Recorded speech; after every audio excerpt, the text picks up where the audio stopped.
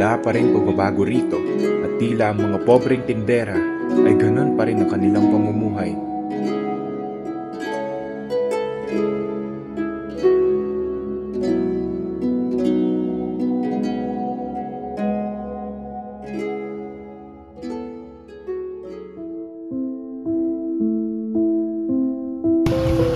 Kinagagalak mo nung nandito ka ulit, Ginoong Ibarra. Halika, pumasok ka.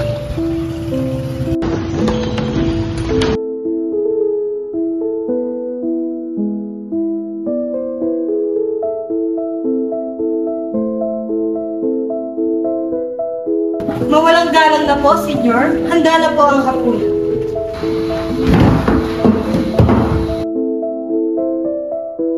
Mga mahal kong bisita, lalo na sa iyo, Ginoong Ibarra. Masaya ako sa iyong pagbabalik.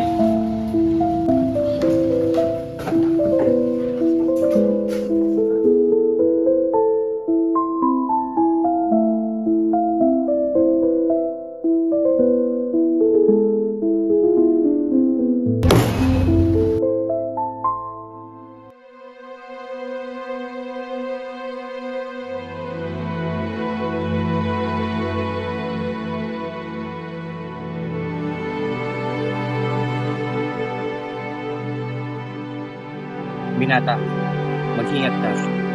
Magsilbing aral sana ang sinapit ng iyong magulang. Tila, mayroon po ata kayong alam na nangyari sa aking ama. Tara, sundan mo ako. May isang kolektor ng buwis na dating artilyero. Hindi marunong magbasa at magsulat ay lagi siyang niloloko ng mga Indio. Babe Vivo! Nagkaroon ng alitan ang inyong ama at ang kolektor. Ganito ang nangyari. Namatay ang kolektor at nakulong ang iyong ama.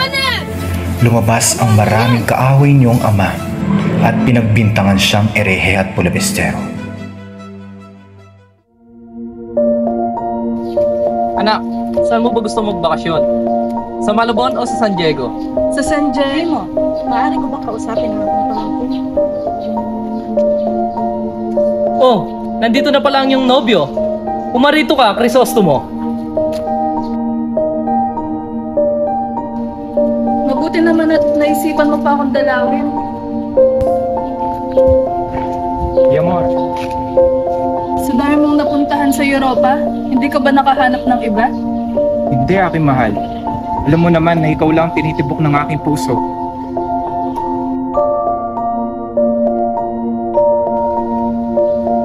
Kailangan kong magbalik sa San Diego upang malaman kung ano nga ba ang totoong dahilan ng pagkamatay ng aking ama. Magkakaiwalay na naman ba tayo, Crisostomo? Ngunit huwag ka mag-alala, mahal ko. Hindi ka mawawala sa aking isipan. Importante lamang na malaman ko kung ano o mapuntahan ko ang labi ng aking ama. Naiintindihan ko. O Diyos ko, Santa Maria, naway gabayan ninyo si Crisostomo sa kanyang paglalakbay.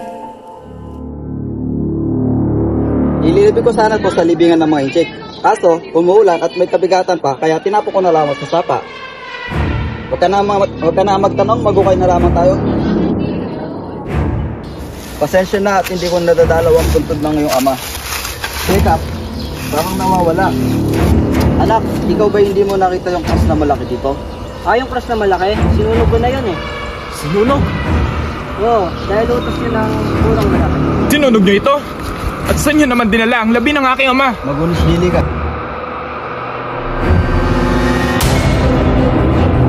Anong ginawa mo sa aking ama? Wala akong ginawa masama sa iyong ama. Huwag ka nang magsinungaling, padre! Baka ang kurong pinalitan ko na si Padre Damaso ang iyong tinutukoy na may ginawang masama sa iyong ama. Ano? Ha?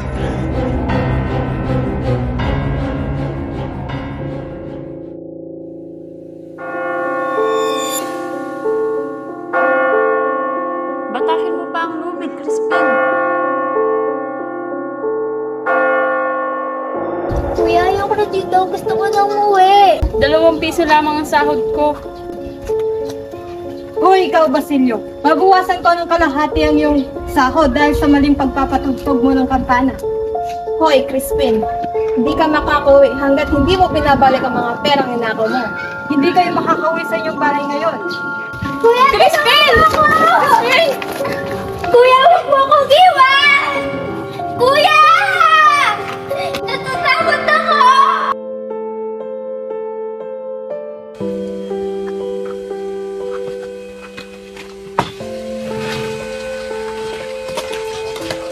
Oh, nandyan ka na pala. Ngunit, para sa mga bata yan. Anong gusto mong sabihin? Sila lang ang maaaring kumain at ako'y hindi. Hindi naman sa ganun. Wag na! Nakakawalang gana! At pasabi rin sa mga anak mo, bigyan nila akong pera pagdating ng sahod nila. Inay, Oh anak, bakit ikaw lang? Nasa si Crispin. naiwan ko siya sa kumbento. Ayaw po kasi kami pauwiin, tumakas lang ako. Ganun ba? O sige, pag-aayod kita. Kumain ka na. Hindi na po muna, matutulog na lang muna ako. O sige, dilipit ko muna ito. Sige po.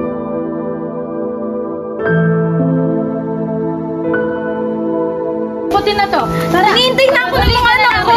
Tama na.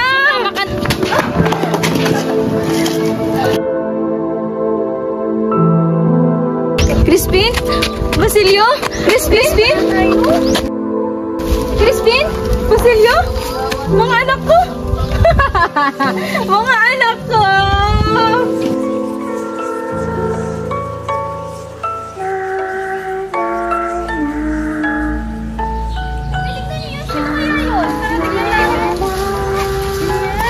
Hindi kaya ito yung anak ni Sisa na nawawala? Si Crispin ba yan? Siguro parang si Crispin nga. Sabihin mo kay Ibarra na mahanap na ang nawawalang bunsong auntie Sisa.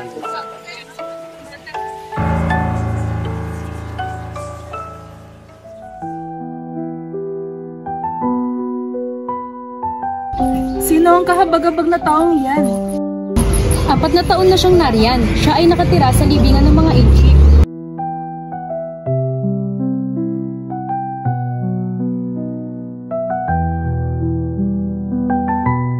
Bakit mo ginawa iyon, Maria? Tara, magsimba tayo. Alam mo ba, may 2 akong mga anak. Mababait sila. Tara. Crisostomo, akala ko ba'y gumawa ko na ng paraan para matulungan siya. Paumanhin, mahal ko. Wala pa akong nagagawa. Ngunit humingi na ako ng tulong sa mga kura. Tara, marami pa akong ikukwento. Hoy, baliw! Ha? Crispin? Basilio? Nais ko po sanang humingi ng payo sa inyo kung paano ko ipapatayo ang paaralan sa bayan ng San Diego. Huwag mo akong tinatanong sa mga ganyan. Dahil baka pati ikaw ay pagkamalan ng baliw na katulad ko. Ang maipapabayo ko lang sa'yo, Ibarra, sundin mo muna ang mga naghahari-harian. Bibigyan ka nila ng mga masamang payo. Ngunit, pasangguni ay hindi nangangahulog ang pagsunod. Ako'y nalilito, Mang Tasyo. Bakit tila kailangan pang balutin ng kasinungalingan ang katotohanan? Yan ang dahilan kung bakit walang nagmamahal sa katotohanan, Ibarra.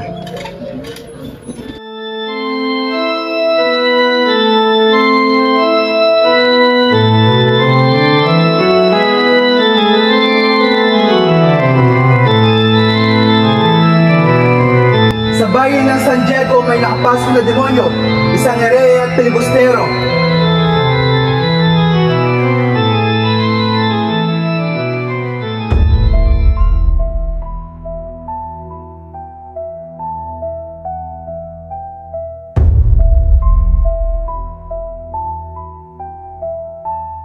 Mag-iingat ka, kaibigan.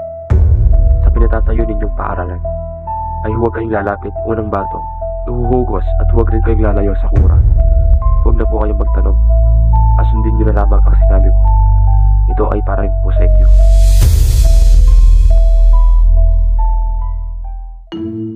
Nga pala, Padre, ito nga pala ang pinapatayo kong paaralan. Don Ibarra, hindi mo ba papalagay ng palitada ang iyong eskwela? Hindi na. Sige na, palagay mo na. Kung yan ang makakabuti, sige na nga.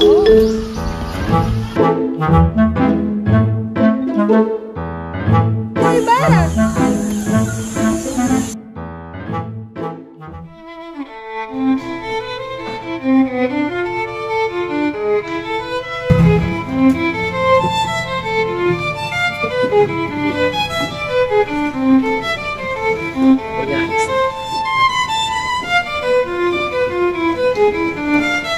Ano ang iyong mga pinagsapan habang wala ako? Pag-usapan namin.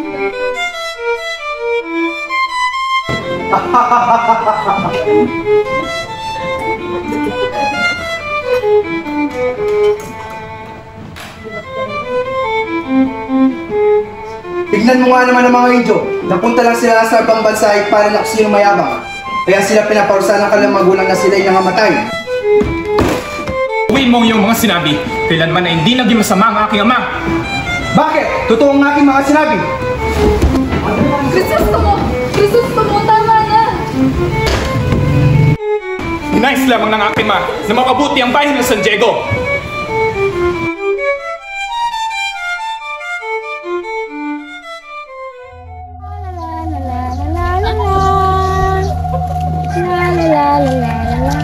Vamos, magkanta rin kayo!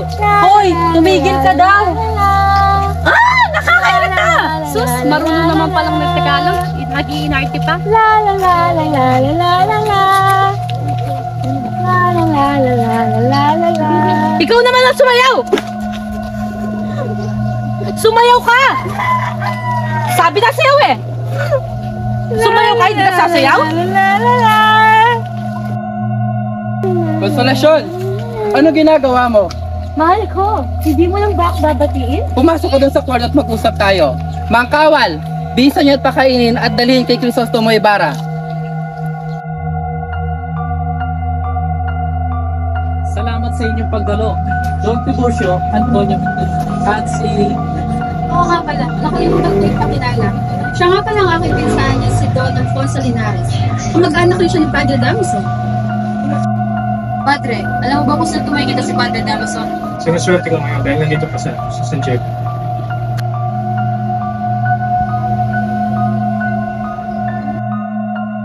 Linares? Linares? Linares? Po? Maria Inha, kumusta lang yung lagay? Alam ba nag-aalala ko sa'yo? Huwag kang mag-alala, Padre. Ayos lang ang kanyang lagay. Ngunit sabi ng doktor, inumin niya ang kanyang mga gamot na ibinigay sa kanya. Don Tiburcio, kumusta ang kalagayan ng aking anak? Gagaling pa naman siya. Basta inumin niya lang ang binigay ko sa kanya. Maraming salamat sa iyo, Don Tiburcio. Ganito pa rin pala ang pamumuhay ng mga Indio. Bakit ganyan ka makatingin, Doña Konsolasyon? Naiingit ka ba sa akin? Siguro nga ako'y naiingit sa'yo dahil napakagwapo ng iyong kabiyak. Usted este consiglento el miserdios. Le señale una lección. ¿Usted pensó que no puedo hablar español? Apuesto que no sabe cuál es el hablar. Estúpido. Ahora que entendiente, estúpido. Doña Victorina, isang kaakit-akit, magarbo manamit, pero nagpapanggap na marunong mag-Espanyol.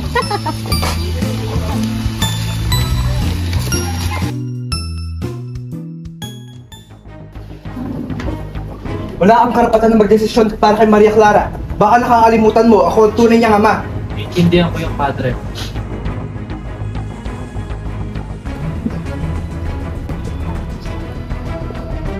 Maaari ba tayong mag-usap?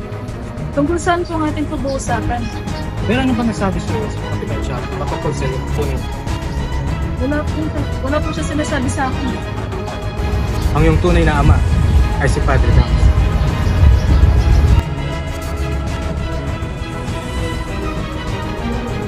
Padre, totoo po ba ang aking nalaman? Na kayo ang tunay kong ama? Saan mo naman nalaman yan? Hindi na po importante yon. Oo, ako nga ang iyong ama. Hindi maaari. Maria!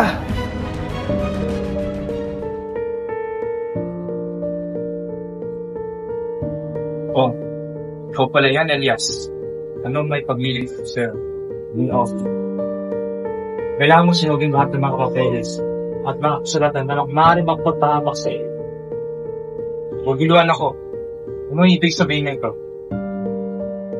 May natuklasan ako na magkakaroon siya ng pag-aaral sa laban sa inyo. Saan naman ako patutungo? Ngayon, hinihintay ako ni Maria Clara ngayong gabi. Kahit saan nilo, nasa malayo sa lugar nito. Sige. Ngunit, tulungan mo akong ayusin ang aking mga papeles. 2 beses mo na akong tinulungan at niligtas sa kahit anumang kapahamakan. Sa kabila ng kasawian ng iyong angkan at ang aking angkan, walang pagsasawang pagtulong pa rin ang iyong ibigay sa akin. Magpapasalamat mo roon. Muchas gracias, Elias. Wala naman ito.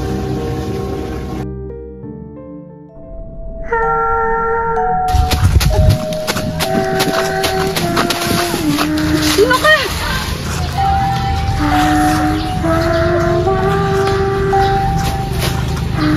Basilio! Basilio! Basilio! Nako! Inay! Inay! Inay!